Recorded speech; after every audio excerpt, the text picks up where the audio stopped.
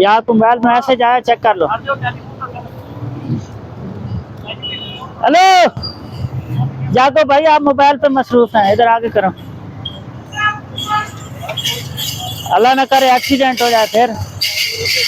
हद नहीं हो गई यार, आप चैटिंग कर रहे हैं और आगे ऊपर कोई गाड़ी चढ़ जाए फिर क्या फायदा। और हेलमेट लटका हुआ है, देखे ना, ये आपकी जरूरत है ये मोटरसाइकिल की। अपना लाइसेंस कापी दिखाएं। वो हॉस्टल में पड़ा, आईडी कार्ड दें अपना।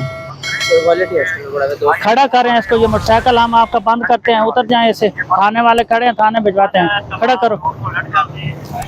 कोई हालत है? मोबाइल की एसओपी है कि आप गाड़ी साइड पे खड़ी करें, अपना फोन सुने फिर चलें। आप दौरान ड्राइविंग लगे हुए हैं चैट पे, अल्लाह न करे हादसा हो जाए। इसकी नंबर प्लेट भी आपने नहीं लगाई। ये मोटरसाइकिल थाने ले जाना है।